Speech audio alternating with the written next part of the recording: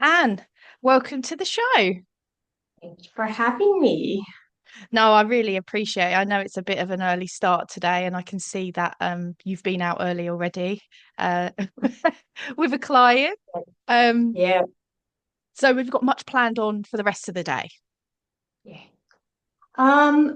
Today I've got um lunchtime, got dogs to walk at lunchtime, and I've got one in the evening, and then my own dogs, and Hmm. then some got my horses to do.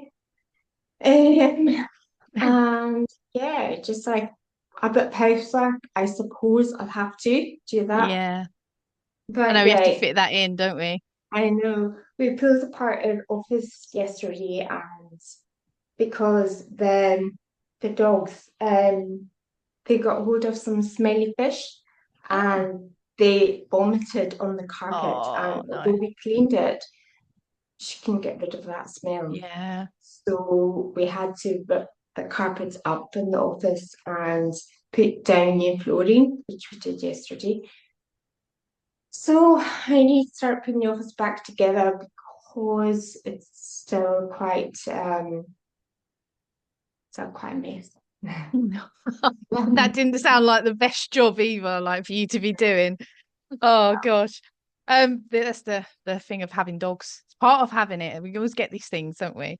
Um, So so so obviously today we are going to be chatting about Border Collies. But before we start, would you just like to introduce yourself to the listeners? A bit about you, what you do, and then sort of how you came into dog training, if that's okay.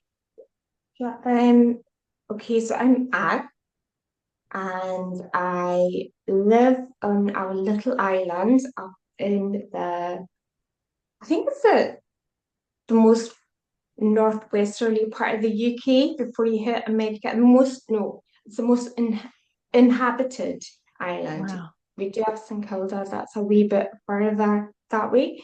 Um, but yeah, we're the furthest away that's inhabited before you hit America. Wow. So yeah, it's quite cliche. I live in a little cottage. I live beside the sea. Nice. I live, it's like a sea, it's called a sea loch. It's the sea comes into, it's quite sheltered. Um, and I live on a big sort of stretch of land called the Croft, and it's about 4 acres.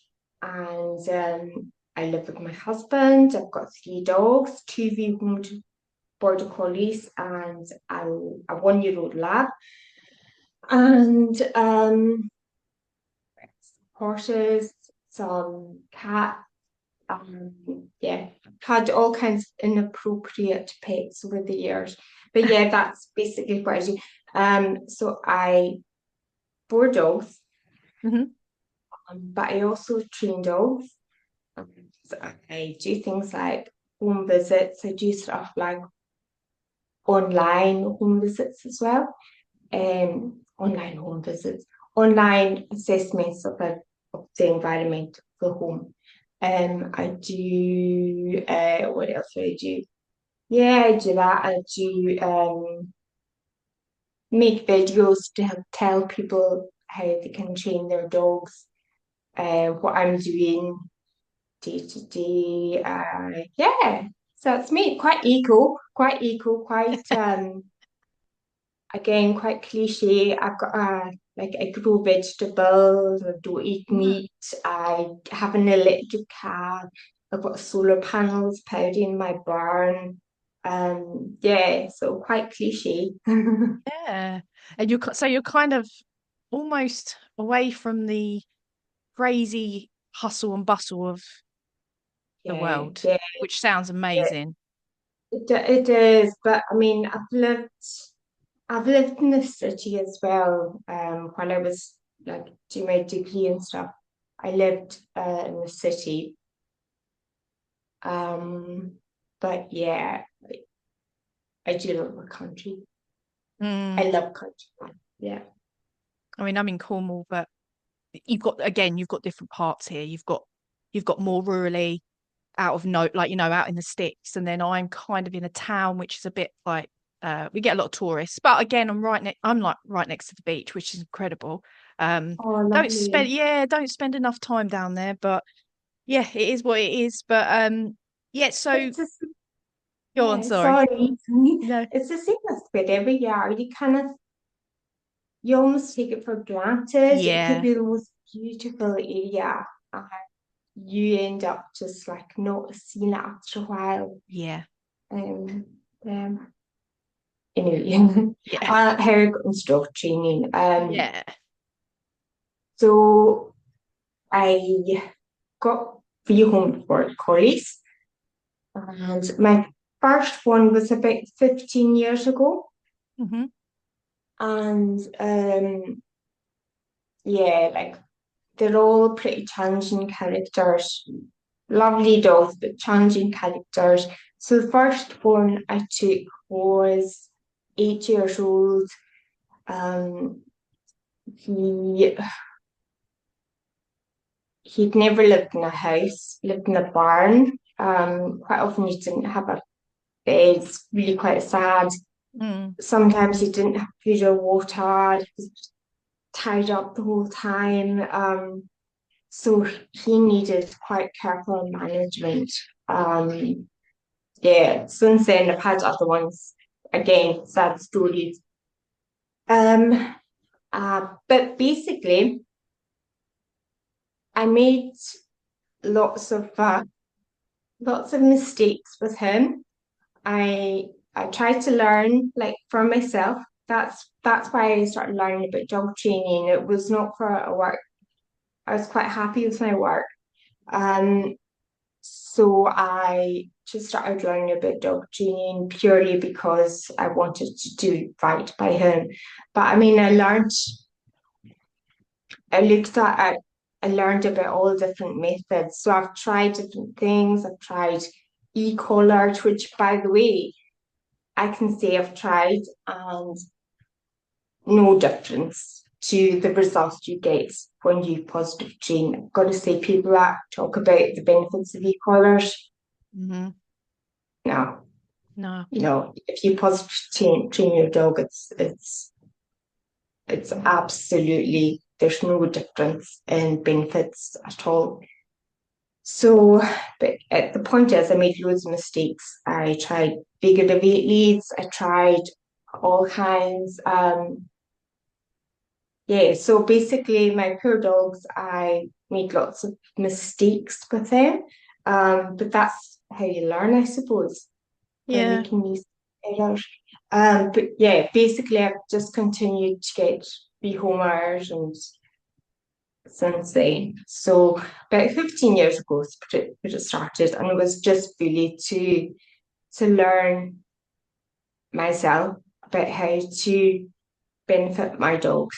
yeah, And I learned a whole variety of methods and what works, what doesn't work. Yeah. And settled on positive training, which in my opinion is by far the best option. By far. Especially with these kind of dogs that are pretty sensitive. yeah. Um, I mean, whenever you train a dog, you shouldn't be trying to what's the word like compress their feelings down, like um Suppress.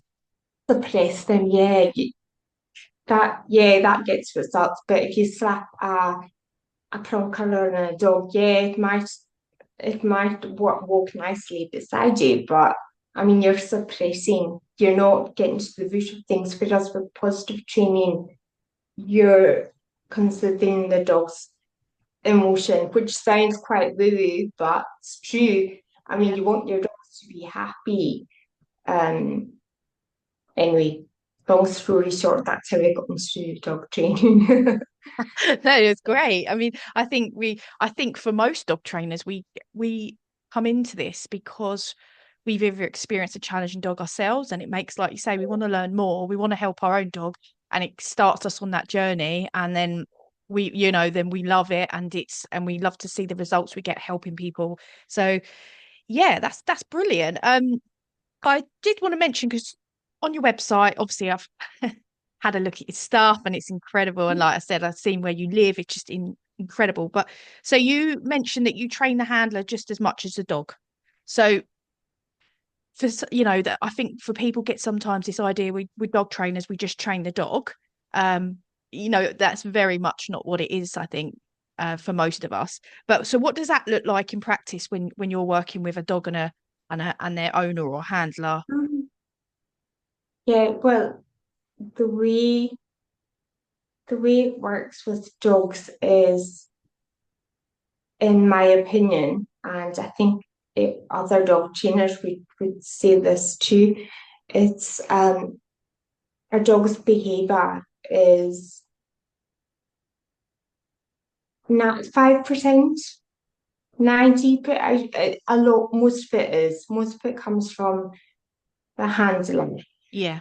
They're possibly they're reinforcing their behavior. Unbeknownst to them, they might have the best intentions in the Hmm. world, but what they're doing um, is probably reinforcing the problem behavior. So my take on it is, if yeah, the dog might need the corners rounded a little bit, but most of the training, I think, should come from the owners. So owners, I like that word, the Mm. humans, the dog's humans. Yeah. So most of it should come from them. So basically, there's so much information out there, so much, some terrible information, some good information, but it's like a minefield knowing what to do. So what I would do with somebody is I would tell them what they can do, why they should do it, and what kind of effect it's going to have on their dog. Um, yeah, so it could be just giving them little simple changes that they can make that is going to reduce or eliminate the problem behavior that they've got an issue with. So, Yeah. No, I agree, yeah. because I think people forget we control pretty much our dog's whole life. We have control over everything. Yeah, Absolutely. absolutely. Yeah. Absolutely. Access 100%. Yeah. access to And the the, world, food, when they sleep. So they are the main part, aren't they? they really are.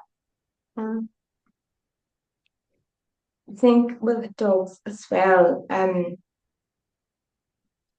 I think people maybe focus on obedience, which again, I don't like that word, but you know what I mean? It's like Yeah.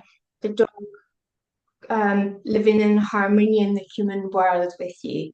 Mm. So yeah, they focus on the dog being good, being a good companion through obedience.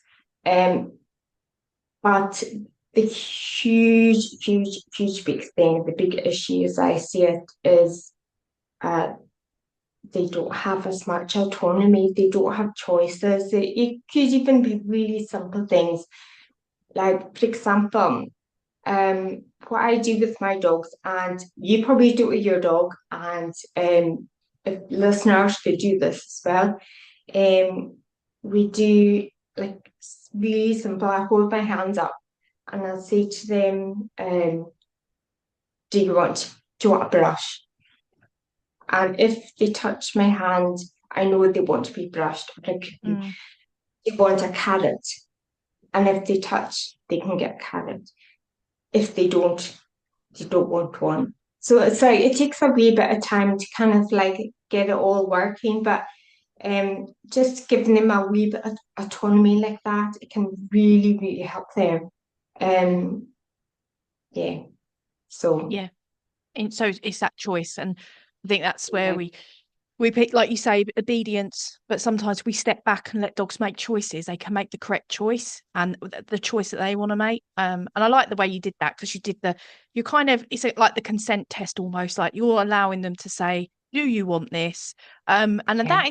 that's missed because people, like you say, think dogs should look and do and a certain way, and if they don't do it that way, they're badly Yeah. behaved, or So, yeah, I think that describes it lovely. I when I work with handlers or families and their dogs, and um I feel that I have to be that support. I have to understand what they're going through, and I have to help them and show them the better way that they could help their dog. Like say, little tiny things changing, but yeah, and I think this is which is lovely. More people, more trainers are coming across with this approach now, where the handlers, I know the dog's the main ish, like what we're working here with, but the handlers are the biggest part there because their Yeah. emotions and their and things that they're going through will affect the dog. So yeah, I love the fact that you work with people like that. Um, Yeah. so we're here to talk about collies, border collies. Incredible breed, absolutely incredible. Um, I've never owned one. I don't think I could. I don't think I could. Just because I just don't think I could meet that dog's needs. Yeah. Right. But what's your experience of working with them? I know you've obviously had them as pets. Do you have you worked with a lot of border collies? Yeah. Well, probably gotta say the majority of dogs that I get for training would are different breeds. They'd be like be dachshunds Yeah. or German shepherds, that kind of thing. Yeah, yeah, But I have had a few collies, both boarding and for training, and obviously my own dogs as well. So I think I worked with one collie was on focus because collies they they're super focused mm, on movement, on other what's going on around, and it's quite hard to get them to focus on you, like yeah, properly focus on you to get direction. So that was one thing that I worked with somebody getting them how to get the collie to focus. I have got a really good video of how I train my dogs on how to focus. I've got that on Instagram, I believe. I can yeah, send you that link. I mean, it does take time, but I mean, you can see if you look at my videos, you can see the progression from a dog that is looking for all distractions all around, looking at movement, watching for cars, yeah, um, to looking at you for direction. So that was one. Another one was they struggled with lead walking. The dog was pulling with its lead. yeah, Um, and I mean, that's like frustration. Like it's playing with its lead, it's frustrated. So I think we had a wee chat about how to fulfill it. And the haughty that I was wearing was obviously to try and get off that because I don't believe in things like that. I don't even put collars on my dogs unless we're going to a town because I live in it's like village full of cropland. mm, So and every all my neighbours know me. So and my dogs. So they don't wear collars unless we're like going somewhere different. And I train them as far as they're aware of lead. I just use the harness and a long line for yeah, training pretty much everything. Um, so yeah, I told her about how to loose lead walk. I think that's the two that kind of stick out in my mind. mm, Yeah, and collies are kind of like they want to get somewhere. They naturally arc out in front of you. That's their natural position. So it's quite hard for them to yeah, walk beside. With my dogs, I've got them trained to heel. yeah, So they stay at my side, or they recall really well. So it's just they can run, they can go because I know they'll come back to me if I call them. Mm. Which is really important for that kind of whole autonomy. You want to be able to train your dog so that it can recall and it can walk beside you if you tell them to walk close. Because for fills and they can go and they can sniff things if they walk ahead, and they can recall to they can recall. Gives them the opportunity to go and sniff things and decide where to go, which is really important for their kind of emotional, their happiness, which is what you want your dogs. You don't want your dogs to be frustrated. Yeah, I Yeah, agree.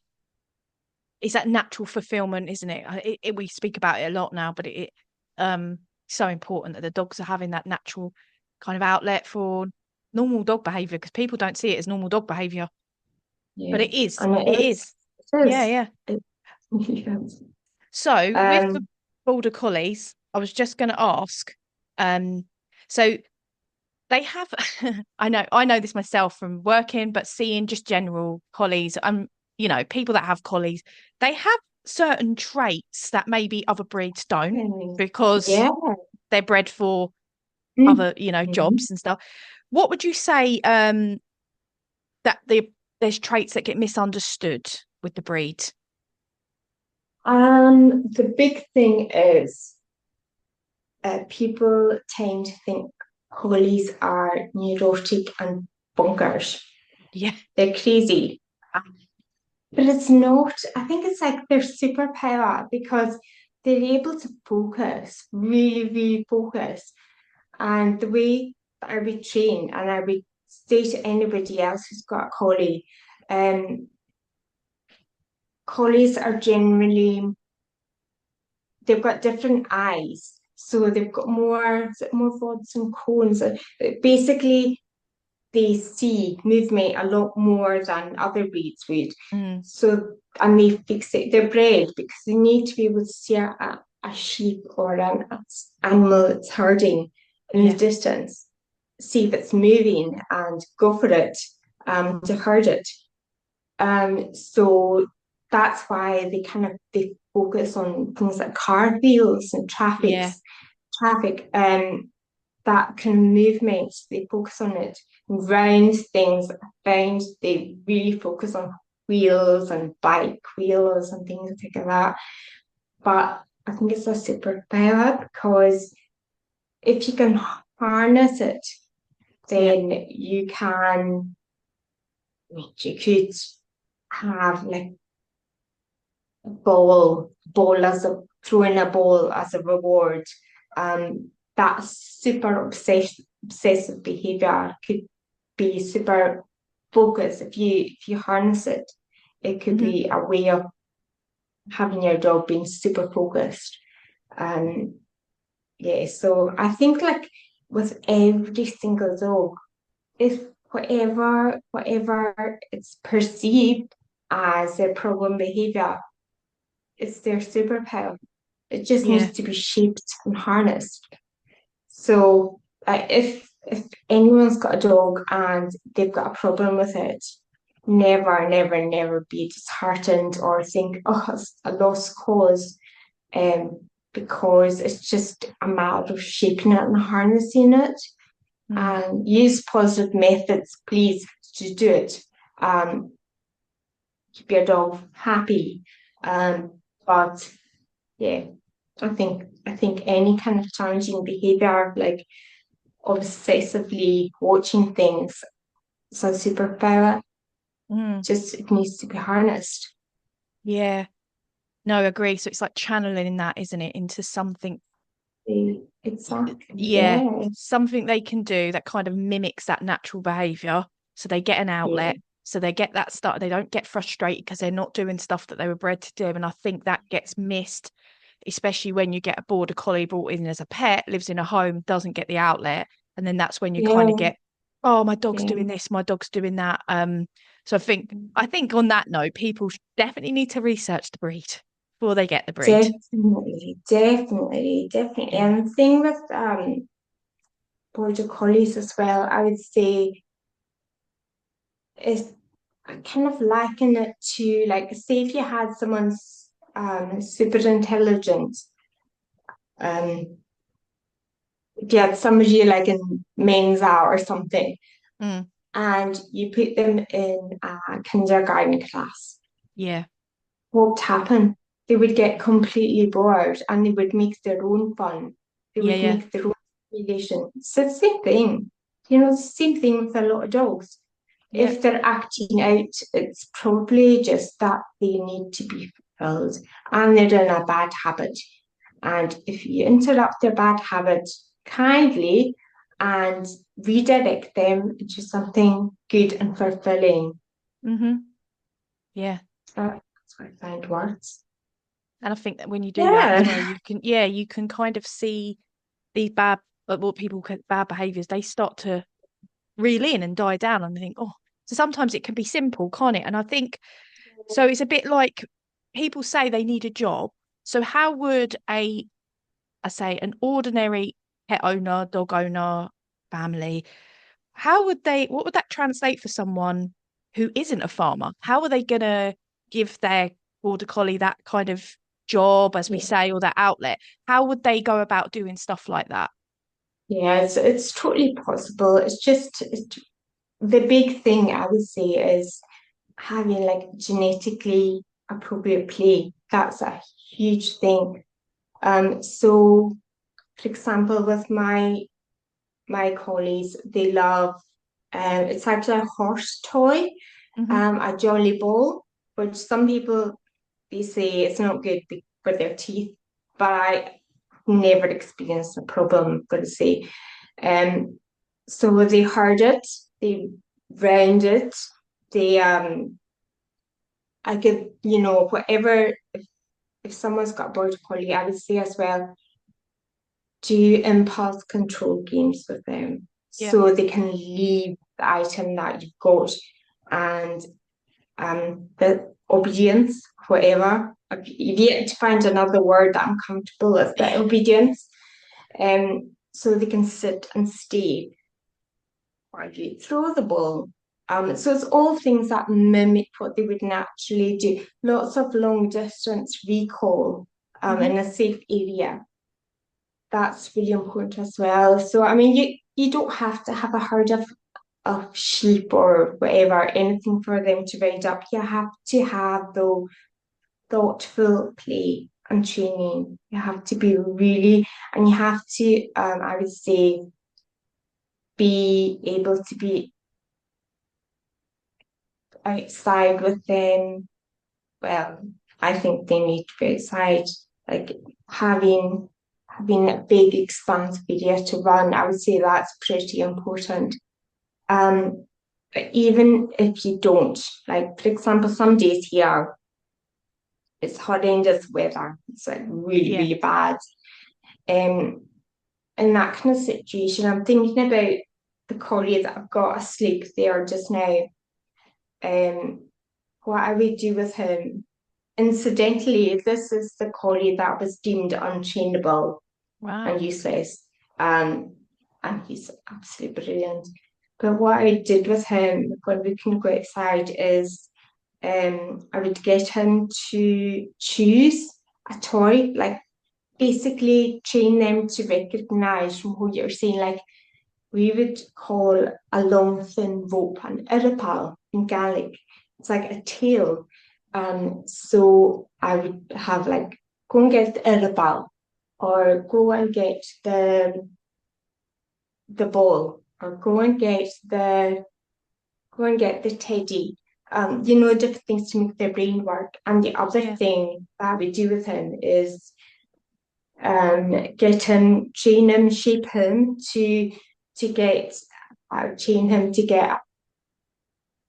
get my phone from a drawer. So I mean, you can do all kinds of stimulating things. You're getting stuff out the washing machine. That's another thing that you could Ah. do. So long as you're kind of getting their mind working, I would say it doesn't have to be a herding thing, although undoubtedly that is what they're bred for and what they're building. there's ways that you can be creative about it, and you can do it in other ways. Mm.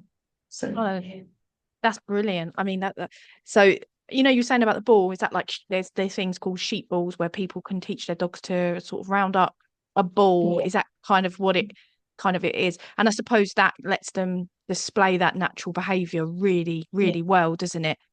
yeah. Like, yeah, because my dog, my little dog Joey, he's always had an issue with border collies, unfortunately. Um, I think what he struggles with is the stalking. S- Yeah.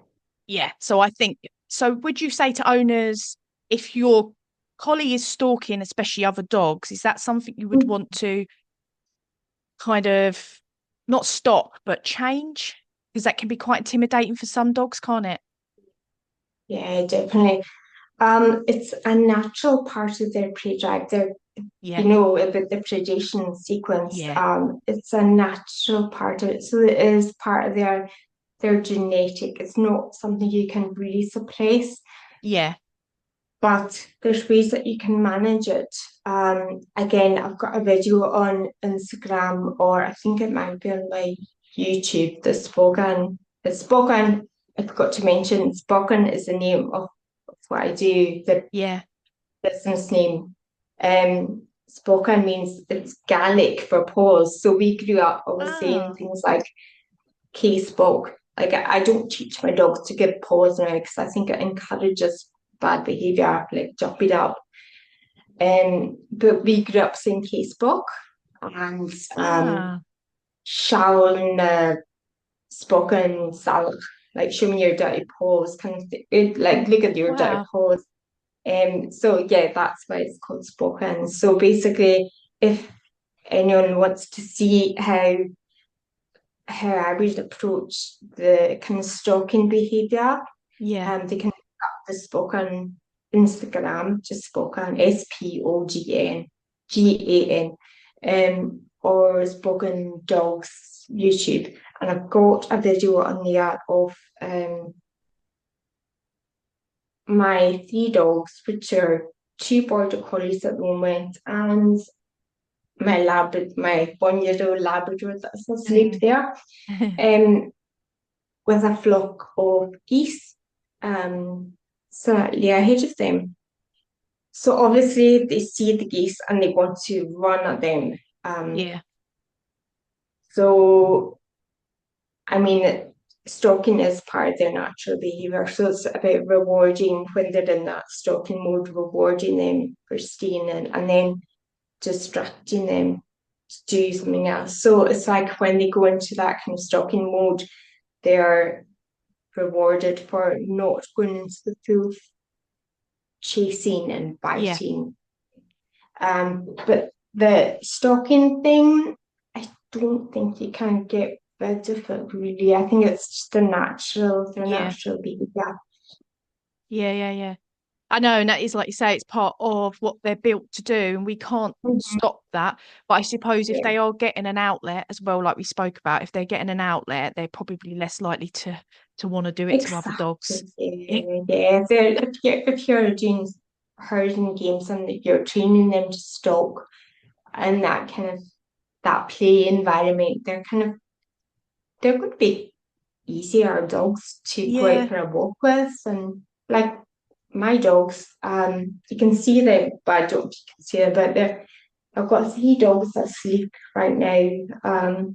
And they're good because it's like if you stimulate and train your dogs in yeah, their own time, which it's only about 4 hours or something, the rest of the time in the house they'll be quiet and yeah. sleeping.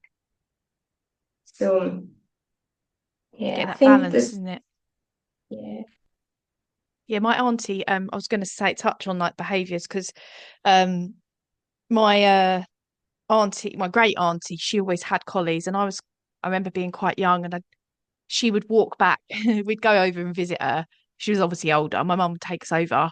We'd walk back down to the bus stop, and she would come with and her at the time border collie Skip. And he did the craziest thing, and I could never understand it. He used to walk in front of us with a stick in his mouth. he would have it on the ground holding it, and as we walked he would pull this stick in front of us. And I never quite understood what that was. I mean, is that kind of a normal thing that a collie would do, or was it it's just crazy. I didn't understand that behavior. Is that something you Yeah, see in dogs, like yeah. collies or things like that? Well, they do have that. It's not as strong as say a lab, but they do have the urge to um kind of grab things, grab Yeah, bite things. You see it when they're kind of nipping at the heels of sheep they're herding. yeah, Um, so yeah, they do. I think with dogs in general, they like to kind of possess and prey things. So I mean, that's probably what they're doing is probably like a bit of a displacement. They're aroused at going out for a walk with you. yeah. So their way of displacing, like to deal with those big feelings, is probably having something in the mouth. Like Ah, this yeah, is yeah. mine, Makes they are sense. mine. Yeah, yeah. And it's their natural movement to kind of go out in front anyway. Um, yeah. Yeah, it was interesting, and the one thing I remember about him was that, as a kid, I thought it was great. I thought it was hilarious. He was walking around with this stick, and yeah, it was, yeah. I suppose it was that some sort of trait there within him, and it was coming out in that way. But, so what should someone know before they decide to get a collie? Because I think we spoke about this off air. Research needs to be done, doesn't it? It needs to be like you can meet this dog's needs and give it what it needs. So what should someone know before they think about getting one? What would you say? Mm, yeah. I suppose it's the same with any kind of breed they decide on getting. Someone decides on getting. Mm, You have to research it. I would say specifically with collies, I would encourage someone to read about them and to understand how their mind works. yeah. It's just that if a lot of people get collies because they're super cute, they're lovely puppies, and they're super visible and lovely, and they're just so cute when they're small. Mm, Um, and they're lovely nature dogs. But once they hit adolescence, yeah. you've got to fulfill their needs, their genetic needs. You've got to, otherwise, you're going to have terrible problem behaviors. So I would say research that. I would say consider your lifestyle.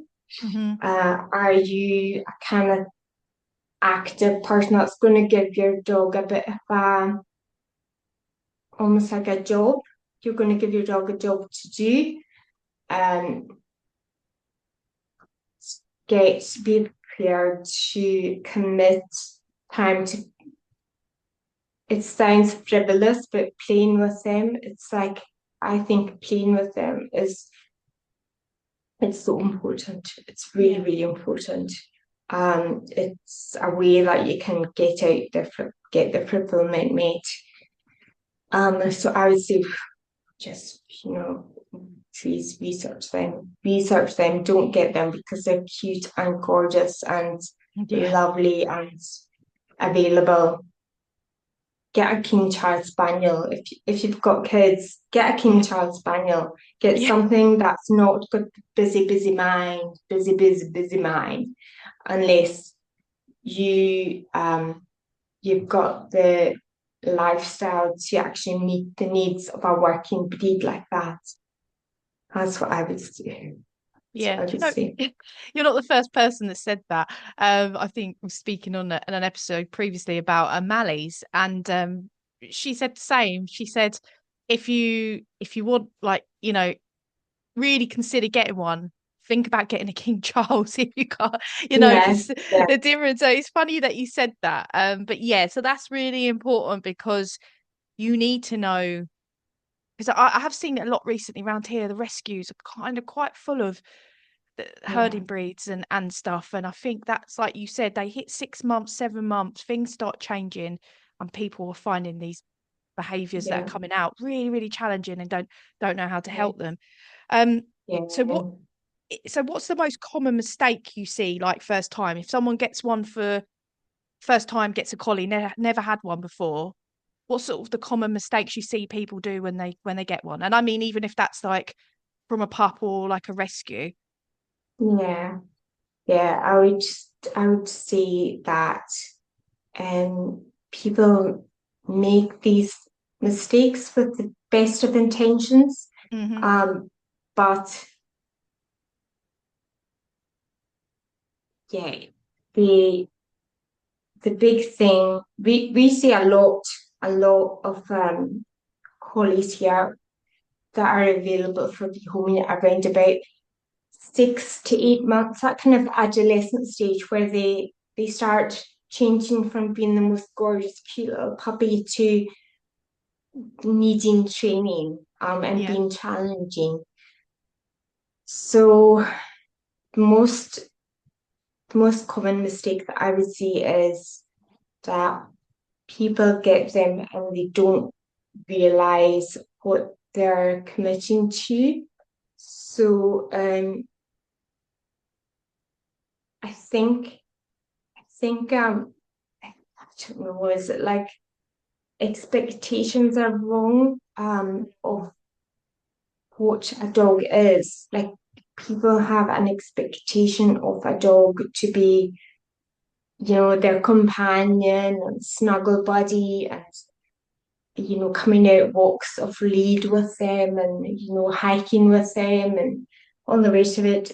And they don't see the difficult part of it, but the training that goes into it, especially with that kind of breed.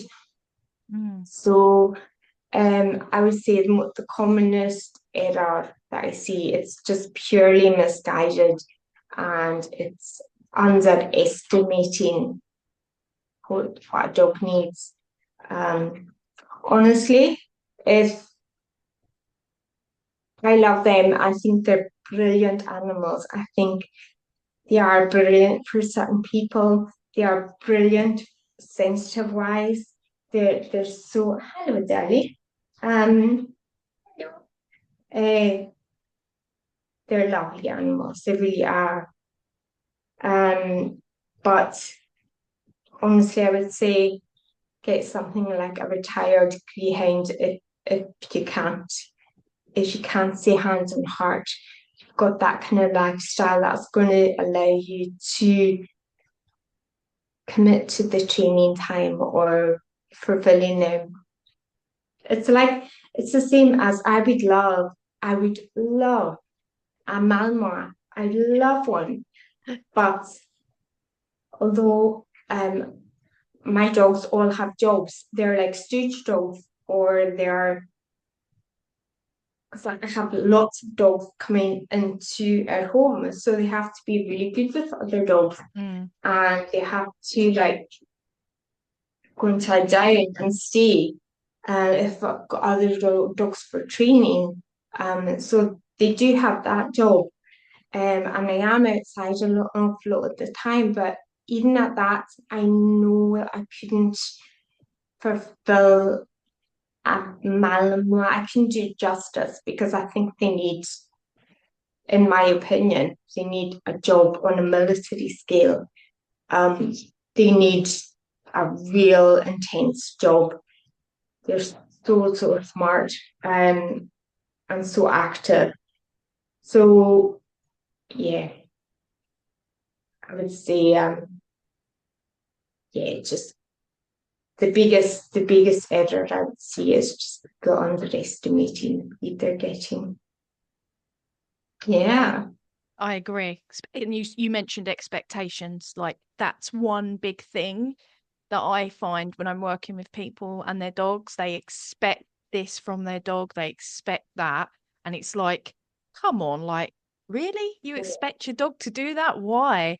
Um, so I think if we can kind of change people's idea of what their dog should be and what they should be doing and actually look at them and go, well, they're a dog, they're going to do this, they're going to do that. um So I think it was really good how you mentioned expectations. I think that's something Mm, that I'd love families of dogs to just go, actually, let's not expect our dog, because we do it with kids. We don't expect children to do certain things, and but with dogs, it just seems different. It's they're a dog, they're expected to do this, and that's it. Um, so I'm glad you touched on that. So with you spoke about loads like the intelligence and stuff. So how can you provide a like enrichment for a collie without having to say run like 10K a day? Some people are not going to have that. So how can you provide enrichment for them if you can't obviously get them out on long hikes as such? yeah. Yeah, it's with a dog like that, like the physical activity, like with a collie, or probably with any breed actually, but specifically with collies, they're very stoic. So they could go all day, they could work all day with a ripped paw, and they would Yeah, just keep going and going and going. So you don't, physical activity sometimes is not the answer. Of course, it's important, yeah, but mental activity is really important for, especially if you've got a dog that's more like working life, mm, and you really want to kind of stimulate that brain. So I would say if you if you're not super active and you have got a working dog like that, or you have got a dog with energy, high yeah, energy, make their play involving you as stimulating, as genetically prevalent as possible. So things, for example, like the jolly ball that I talked about, the ball that they heard. mm, I've also got a digging spot for my dogs. I think yeah, that's super important for dogs to be able to do that kind of orientating, something right word, trying to find their prey, yeah, trying to dig. yeah, Um, Training them in recall so that they've got the freedom to run yeah, and come back to you. That's super important as well. So, I mean, retrieval is, I know like collies are not typical retrievers, but they thrive on this kind of obedience. So, I mean, it helps recall as well. So if you've got two toys, two balls, like throwing one, and then the dog brings it back, you throw the other one, so the game continues. yeah, That a yeah, lot of yeah, people are familiar with that game. But stimulating them through play yeah, is probably the big thing. I wouldn't focus on the having to run 10K a day, because they could do that anyway. They could do that with their leg all cut up. And in fact, you do see a lot of dogs, like collies, doing that, running off cliffs because they're so aroused. They're so yeah, in that predatory sequence. They just run off cliffs, or they run through fences with barbed wire. yeah, Um, you do see that. So I would say, like, focus on impulse control with them so that you can control if they're going into that highly aroused point, mm, if they're going into that predatory sequence, if you can bring them down from that, and then put them back into it. So flirt pole is a really good one for that. I really mm, like using flirt pole with them, yeah, and so they can get really aroused and excited, but then you might say leave it, yeah, spit it out, and then the game starts again with it. So yeah, I would say, like, focus on their mental stimulation as well as the physical. yeah. That 100% agree. 100%. I think that's with all dogs. I think too Abs- much. Yeah, yeah, it's absolutely. focused on that physical and only that physical. And we know it's important, but we need both and we need it in a good kind of mixture. Um, Absolutely. so families getting a collie.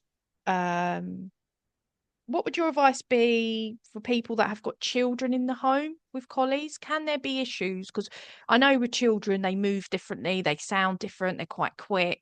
Does that Yeah, affect a collie coming into? So, what advice would you give to a family with children if they were getting a collie? yeah. Don't get a collie, get a King Charles Spaniel. Don't get a collie. Um, yeah, the thing is, seriously, they are they're really sensitive animals.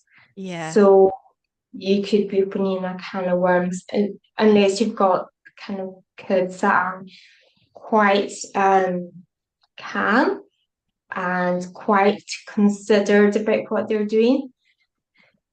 And they're gonna be part of, part of their training. They're gonna allow them to give the dog some leadership. Mm, I would really, really think about it. It's like, don't focus on how cute they are when they're small. Um, if if uh, if you are going to get one, then you've got to, like, maybe tell the kids as well, they're going to have to be part of that training and fulfilling and playing. They're going to have to be part of that.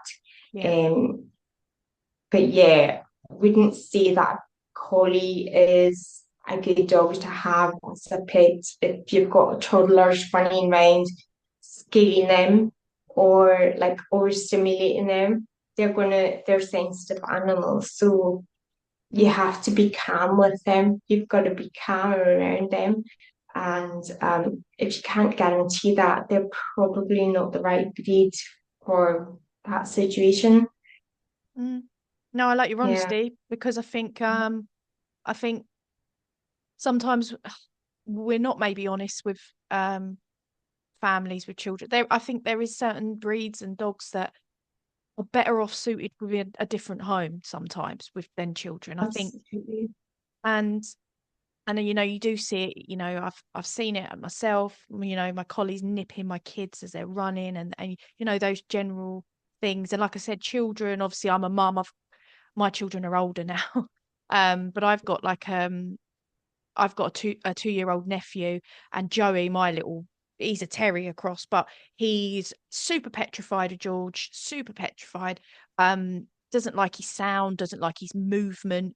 And I Mhm. genuinely feel that if it came to it, he could possibly bite my nephew out of fear. Yeah, So I have to keep them separated. So, you know, yeah, bringing a dog that may find children difficult into a home with children, what are you going to do if they do? You know, how you're going to, yeah. So I love your honesty. I think that that's really important.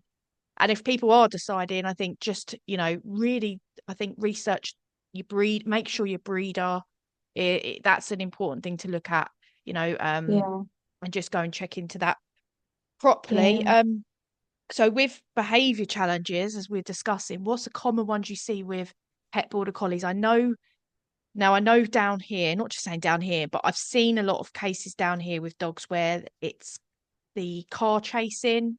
Um, yeah, it seems to be a big issue with bikes. I did used to walk a collie and she was a car chaser, so I took her quiet places. But I was on the riverbank one day and a man on a bike just snuck up behind me, didn't even hear him yeah, coming. Luckily, I had this dog on a lead, but she lunged and went for his leg. So, what are the common things that you see with these pet collies' behavior challenges? yeah. Like the bike chasing, car chasing, that's super common. Mm, And yeah, anything movement, anything like movement is going to get their attention. And if they're not fulfilled, they're going to go for it. hmm If they've not got a different channel, yeah. You talked about collies nipping children there. That is a thing that you see as well, and it's purely because they have got that. It is like a really prominent part of their pre-drive mm, when they're herding something to nip at the heels of something moving. Um, And if it's not a sheep, it might be a child. So that is an issue that we see as well. Um, yeah, I'll just tell you that one of my dogs, who is amazing now, but when he first came, I was absolutely horrified because I didn't realize how bad he was with traffic, and I was out walking him, and I got such a fright because I wasn't prepared for it, Mm. but a car went past and he lunged for the car. Um, so that's really common with collies. All my dogs have done that. When they first come, they're terrible for going after cars, trailers, buses, anything, Yeah. lorries, anything like that. Um, and it seemed to be like the more dangerous, the more dangerous the traffic, the more they wanted to do it. Mm. In fact, one of my colleagues was so focused on getting to the traffic, it actually clean jumped the garden gate to get out to it and was actually hit by the car. Luckily was Oh not gosh. he wasn't hurt. Um but yeah, I mean it's super strong, that kind of urge. It's probably like us being super having a super strong urge for looking after kids or something like that. They've got the same super strong urge to go for that car. It's Mm. really, really versatile in there. Yeah. So yeah, that's probably a really common thing that you see. But again, it's not nothing like that's insurmountable. I wouldn't say, maybe in some cases, maybe in about 2% of cases, it's not surmountable. But in my experience, it's not insurmountable at all. It's just they're frustrated. That's why they're doing it. They're not getting another outlet for it. Yeah. Um, and they're doing that because they're not having an appropriate playtime Mm. or training Yeah. time or work time. Yeah, because I know many years ago, my mum's brother had a collie. He quite liked collies. I think he had a few collies over the years, but I remember my mum saying to me actually not that long ago, she remembers my uncle's dog. There was a bridge where we lived where the train used to go over. Soon as he saw that train, he was trying to chase the train. He was on a Yeah, lead. But like, could you imagine if he'd have got off that lead and man, because it was easy accessible, like you could get up onto the bridge, he would have yeah, chased. Well, it is scary, but I mean, obviously you work with these dogs. Can this all be, it can be reversed if you do things properly, can it? If someone comes to you with this issue? yeah, absolutely. The dog was chasing a train, for example, the first thing that you do is you would have it on a lead. Yeah, But yeah. apart from that, you would, teach it about how to manage its impulses and how to manage when it's going into play dry, teaching it to stay in the stalking mode rather than going into the full chasing, Okay. grabbing, biting mode. So that would be that would be what I would recommend they do first and foremost, those two things, and give it an outlet for chasing some or Mm, hurting something because it obviously isn't getting it. Otherwise, it wouldn't be going after the train. mm. Yeah, Yeah, because I see a lot of owners with collies, sorry, but families. They just throw a ball. Like they take their collie somewhere, especially around here, and they will literally just throw a ball for a half hour, 40 minutes. I mean, is that really enough for a collie to nah? Because I think that's kind of the mentality sometimes. Well, I'll get a collie, I'll get a ball, I'll throw a ball with a launcher constantly. yeah, That will wear the dog out. The dog gets to chase. But obviously I'm not an expert in collie behavior, but would you say that's enough or do they need more? no, they need far more than that. They need to be responsive to your cues. They need that like what you're yeah, the obedience thing. Mm, They need they need their pre-drive. They need, like with collies, I'm running. That's big thing for them. Stalking, Yeah. they need the opportunity to express that. Um, they need physical activity as well. I mean, they're going to get the ball launcher, but they're not going to get the mental stimulation. Yeah, they might get some physical stimulation, but they're not going to get the mental stimulation that they need from that. Mm. So if someone is wanting a border collie, but that's what they're going to be doing with them, please think again. Yeah. Please think again. It's not enough. Really, it Yeah. doesn't.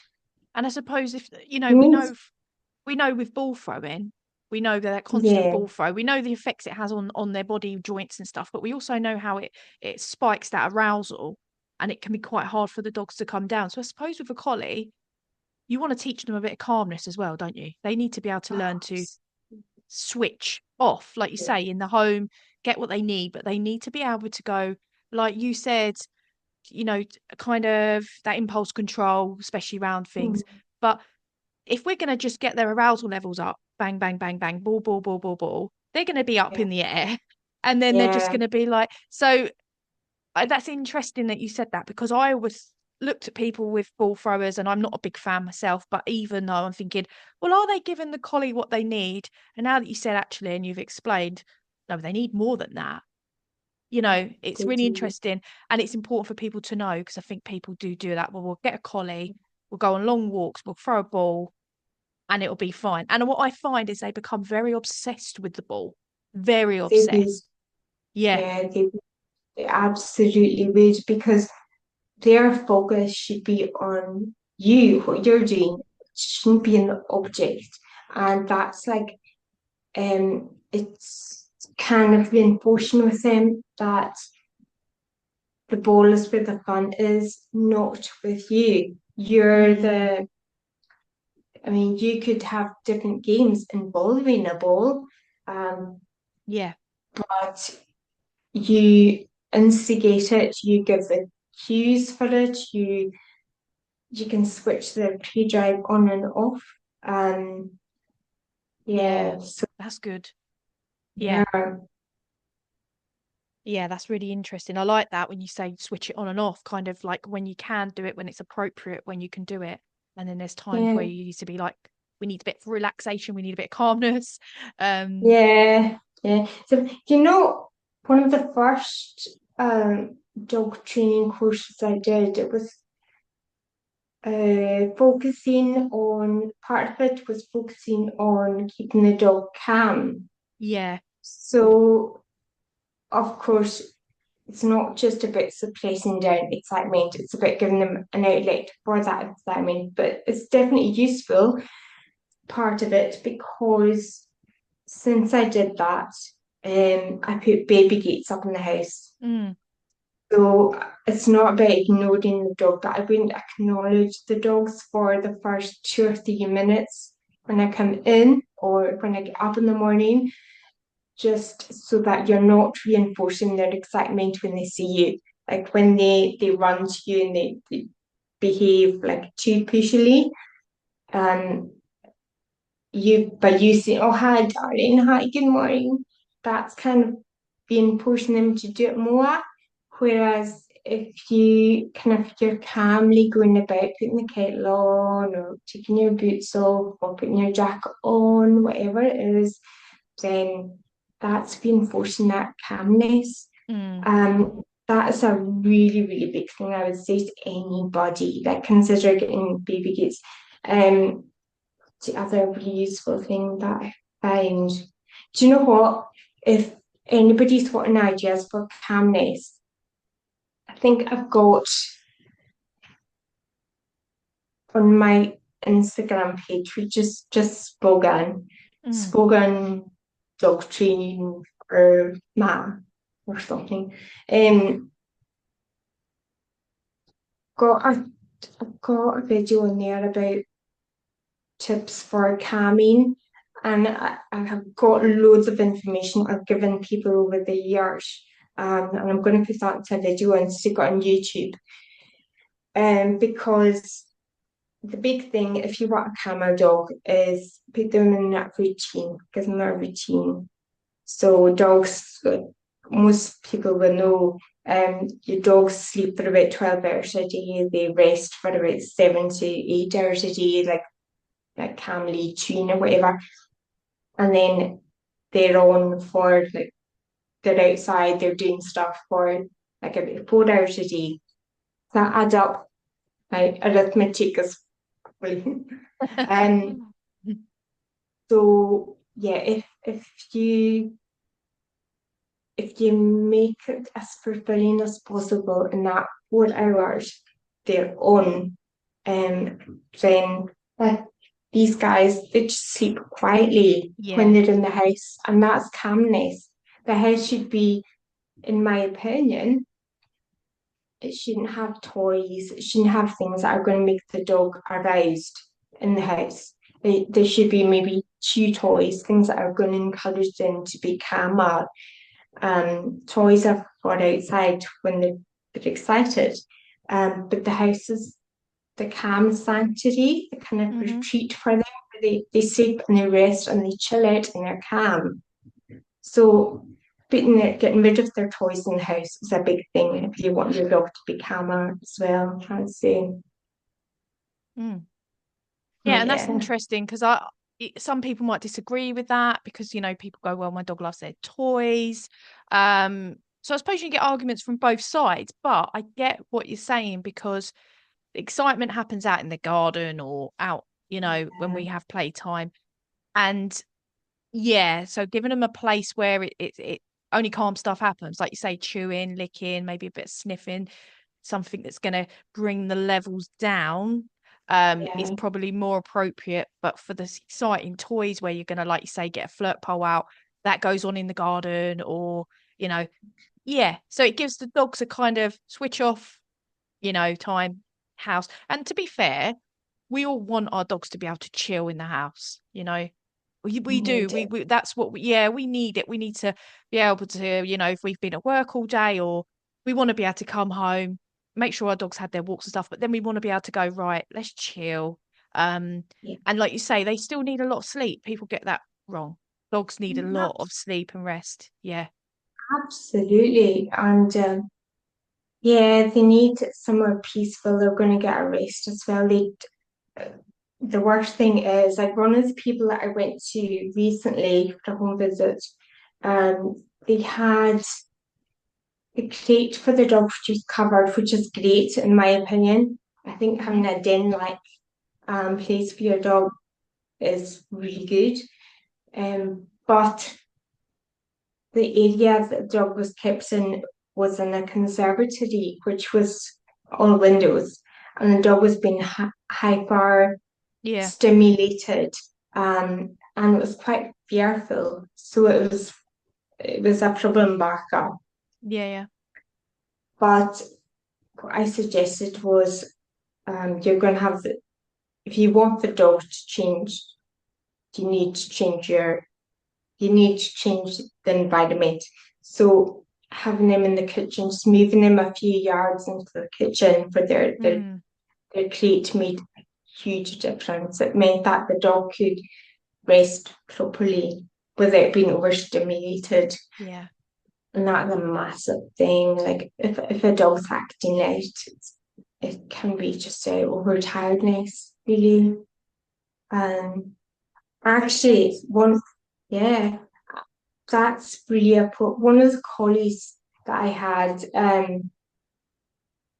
It's it's he um he wasn't getting enough sleep, Yeah. and he was hyper vigilant, because there was a cat on the other side of the door, so that whole play drive kicked in, and his job was just lying there eyeing for hours, Mm, lying eyeing for hours, and as a result, his behaviour was awful. So we changed that situation, um, and made him actually sometimes you have to actually make them switch off by giving him that kind of bed. His current bed is under my desk. It's like a homemade den, homemade Mm. crate under my desk in a bed, high sided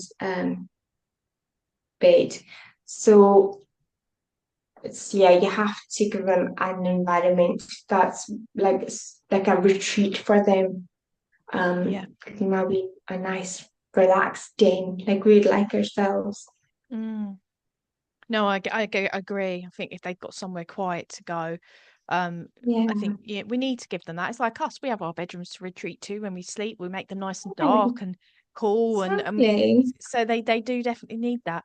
Um, Obviously, Anne, I'm looking for time. At time, we are we have been chatting, but and I am mindful of your time. I know you've got things, and I've got we have clients and stuff to carry on with the day.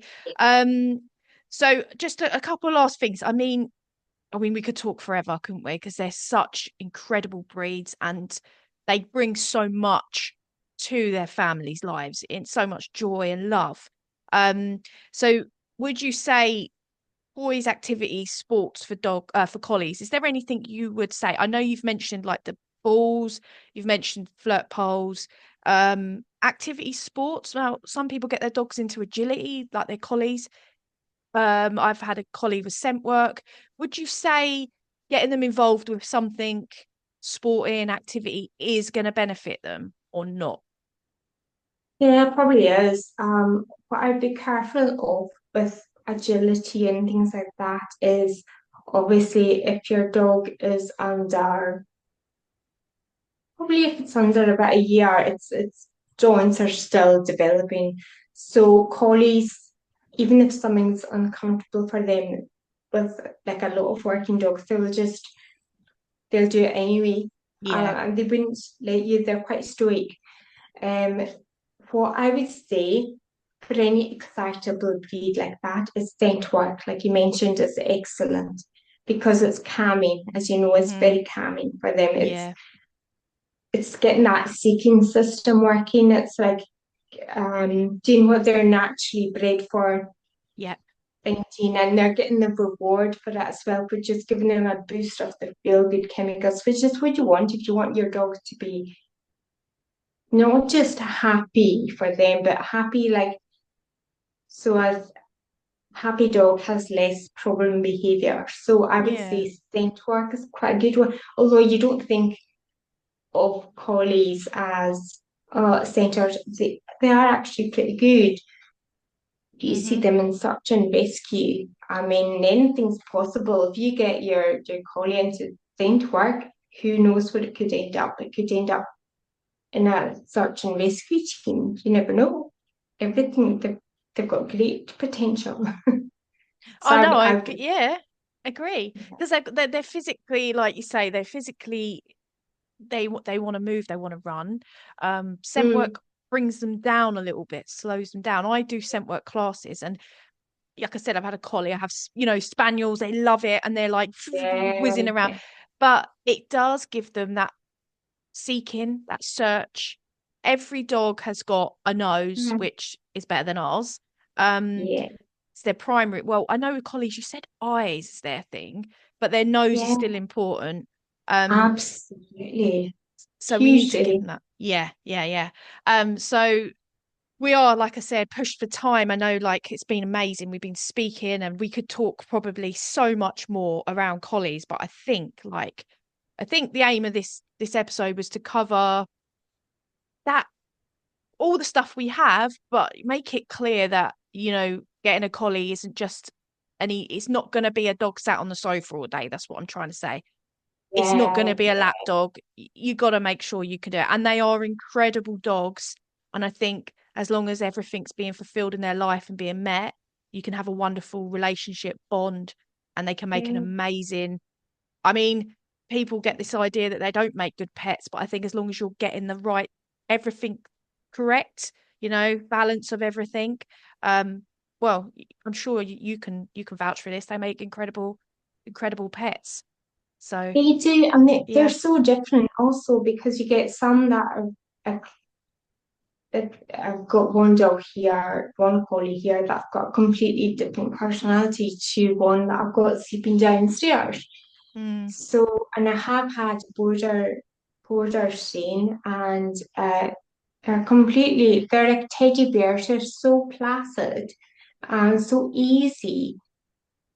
But I've had other ones that I worked with that are just really challenging. yeah. So yeah, there's a huge difference. You might get the easiest if you get a border collie. You might get the easiest one in the world.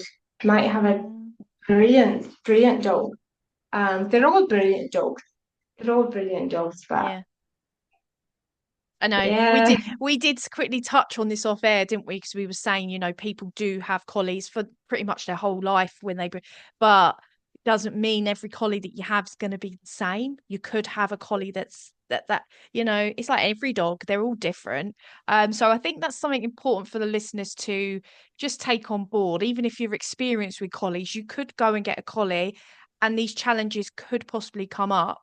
Mhm. What I would say is and again, this is for listeners to help. If they're struggling with their collie, definitely Mhm. reach out to a behaviorist trainer, someone that's going to be able to help them. Um, Mhm.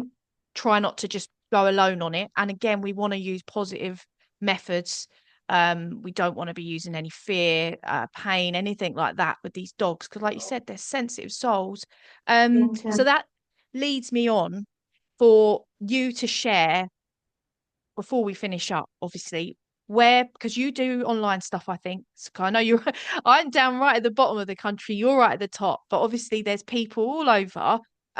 So if you want to share exactly how people can basically find out who you are, contact you, work with you, where they can find out information. I know you mentioned the YouTube, and I will put all the links in the description on the episode. But yeah, if you want to just give everyone that info, that would be great. Okay, good. I think I'm on pretty much all social media. Hmm. Just Spogan, Spogan.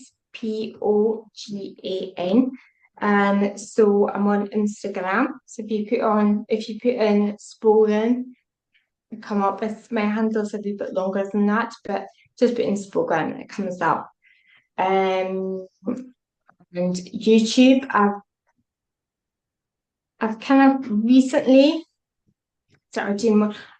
I do stuff like CPD stuff with Yeah, Victoria Stilwell yeah. Institute. So, as part of that, I get assessed and skills checked by dog trainer that is actually on Tunnel 4. Mm. Quite exciting. Um, so I used YouTube just to show him videos of what I was doing, so he could check what I was doing. Um, but recently I've started adding in more stuff. It is more shorts, but I am going to put a wee bit more information on that, like um, how to kind of videos. So that is Spogan Dogs. If you go to YouTube, actually, if anyone is listening slightly interested in my kind of like dog training out in the country, um, countryside, because I do work in the countryside most of the time. Um, if they go to YouTube and put in Spogandogs and click on subscribe, that's really useful for me if you hit subscribe. Hmm. Um, but to see my actual services, then it's www.bogan.co.uk. Yeah, I do online, I do in-person visits, I do like a lot of my support I do online with people because again it's just I don't know if you can hear that's my dog drinking by the way. Could hear um that. yeah, so you can find me online pretty much anywhere, so Spogan. And if you like countryside and islands and that kind of rugged beauty of the landscape, check it out as well Mm. because yeah, the environment that I work in is pretty special. Yeah, I've seen Yeah. that. I've seen it online. I mean, it looks about out this world to be fair. But honestly, Anne, this has been absolutely incredible. I appreciate you so much coming on today. Um, Um, it's been a really good, insightful episode for people that own collies are thinking about them or just love them, I think, and just Hmm. understand them a bit more. Um, so yeah, I mean, we could have, like I said, Right. there's so much more you could speak about when it comes to border collies.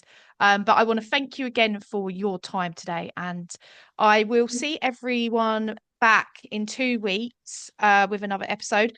And also, if you are enjoying the show, please follow, share, and even pop us a review because that would be great. Yeah, thank you again, Anne, and see you soon. Can I just, can I just say, when I say goodbye, can I just show you? Can you see my, Yeah. this is Ollie. Ollie. So goodbye from Ollie as well. Ah, thank you very much.